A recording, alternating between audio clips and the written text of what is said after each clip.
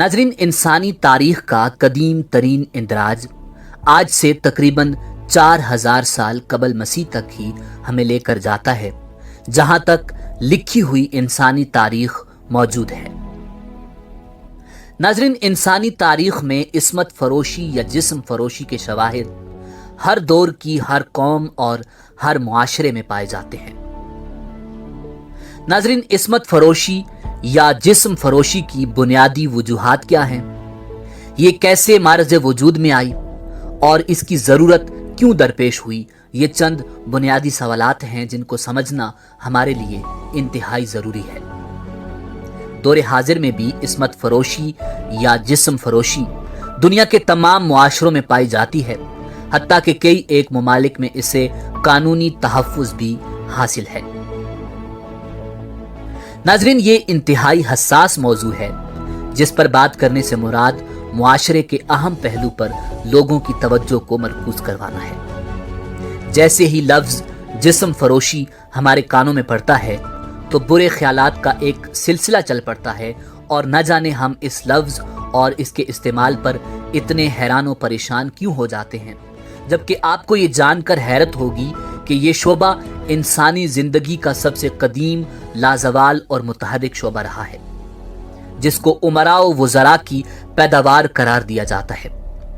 ये वो शोबा है जिससे दुनिया का कोई हिस्सा खाली नहीं और ना ही कोई इसको खत्म कर सका है। मगर यहाँ सवाल पैदा होता है कि आखिर इसको खत्म करने की ख्वाहिश के बावजूद खत्म करना मुश्किल और नामुमकिन क्यों है? क्यों दुनिया के सारे ममालिक बुरी तरह नाकाम हैं कि वो इसको खत्म कर सके?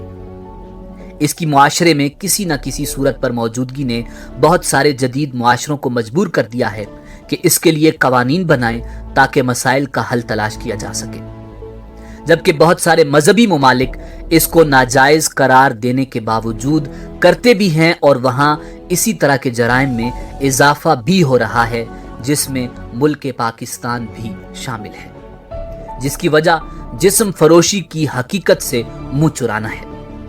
आज की वीडियो में इस मौजू पर तफसील से गुफ्तगू करेंगे और ऐसी मालूमात आपको फराहम करेंगे कि आपके रोंगटे खड़े हो जाएंगे। नाज़रीन, मंडी की इस मईशत में जहां हर अखलाकी कदर बिकती है, हर उसूल, हर कानून फरोख्त होता है, इंसाफ और मुनसिफों की बोली लगती है, हर रिश्ता फरोख्त होता है, वहां इंसानी गोश्त सबसे बेमोल बिक रहा है। दूसरी तमाम अजनास की तरह औरत भी सस्ती बिकने वाली जिन्स बनी हुई है।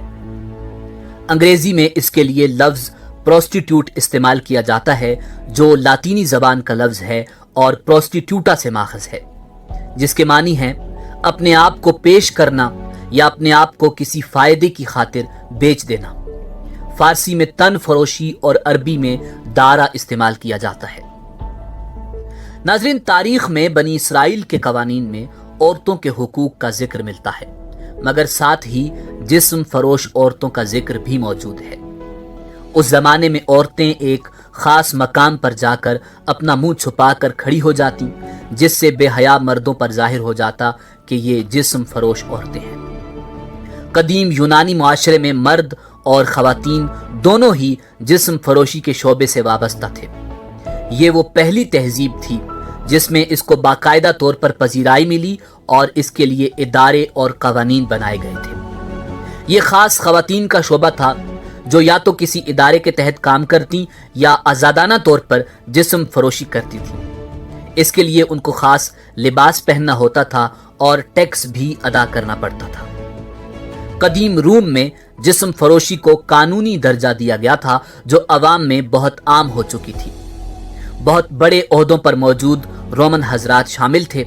इसके अलावा अरब के गुलाम और उनके जिस्मों की खरीदो फरोख्त का किसको इल्म नहीं है। नाज़रीन, तारीख के मुताबिक एशिया में मर्द और खवातीन दोनों जिस्म फरोश रहे हैं, और यान ऐसी औरतों को कहा जाता था जो जिस्म फरोशी का काम करती थीं और सिर्फ अमीर और आला ओहदेदारों के लिए थी। इसीलिए अपने ग्राहकों को खुश करने की गरज से वो उनको मुसव्वरी, मौसीकी, शायरी और शराब से महजूज करती थी।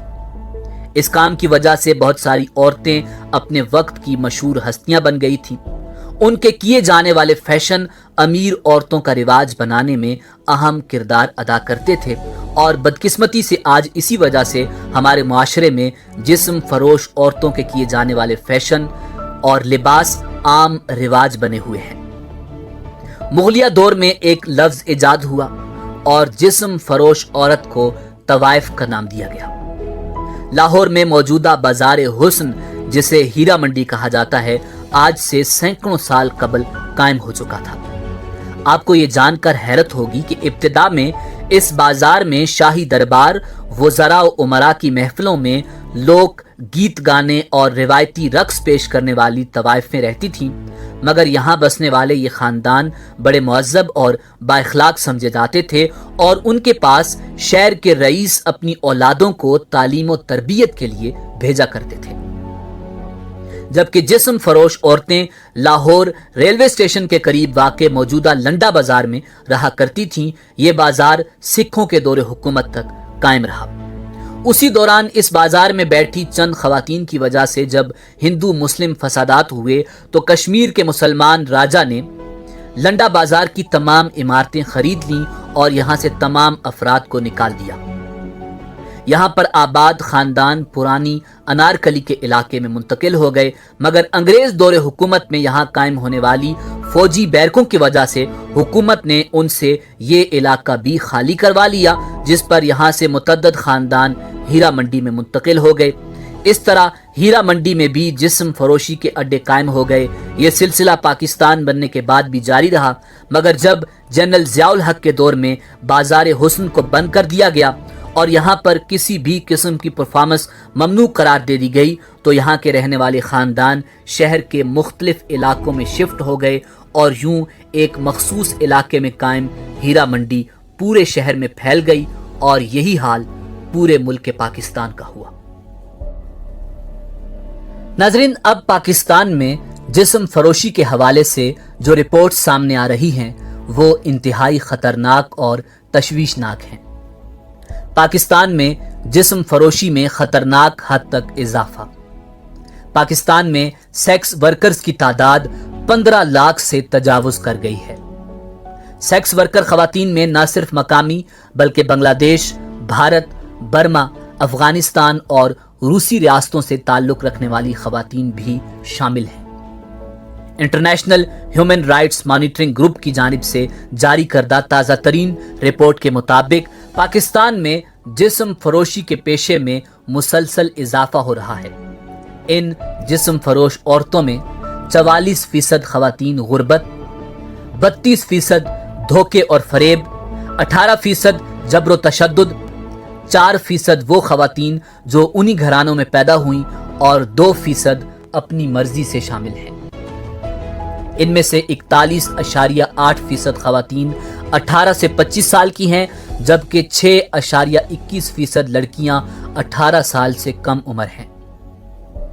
56.79% خواتین ان پڑھ ہیں اور 47% سیکنڈری اسکول کی تعلیم سے لے کر کالج اور یونیورسٹی کی تعلیم یافتہ ہیں، جبکہ 30% غیر شادی شدہ لڑکیوں کے ساتھ 70% شادی شدہ خواتین شامل ہیں۔ ان خواتین میں نہ صرف مقامی بلکہ گزشتہ 10 برسوں میں بنگلہ دیش سے 5 لاکھ خواتین، برما سے تقریباً 20,000، افغانستان سے 1 لاکھ اور روسی ریاستوں اور دیگر ممالک سے ہزاروں خواتین پاکستان آئیں اور جسم فروشی کے پیشے سے منسلک ہو گئیں۔ ناظرین، رپورٹ کے مطابق اس بے راہ روی کے نتیجے میں پاکستان میں ایڈز جیسی موذی بیماریاں پھیل رہی ہیں اور اب تک تقریباً 80,000 سے زائد افراد ایڈز میں مبتلا ہو چکے ہیں۔ اسی طرح خواتین سیکس ورکرز کے مقابل جسم فروش لڑکوں کی تعداد میں بھی اضافہ ہو رہا ہے، جن میں نوعمر بچوں کی زیادہ تعداد قابل تشویش ہے۔ ناظرین، پاکستان جسم فروشی کی دلدل میں ڈوبتا جا رہا ہے۔ دعا ہے پروردگار عالم پاکستان کی حفاظت فرمائے اور پاکستان کو سیاسی لٹیروں اور مذہب فروشوں سے نجات عطا فرمائے۔ پاکستان کو جسم فروشی جیسی لعنت سے محفوظ فرمائے۔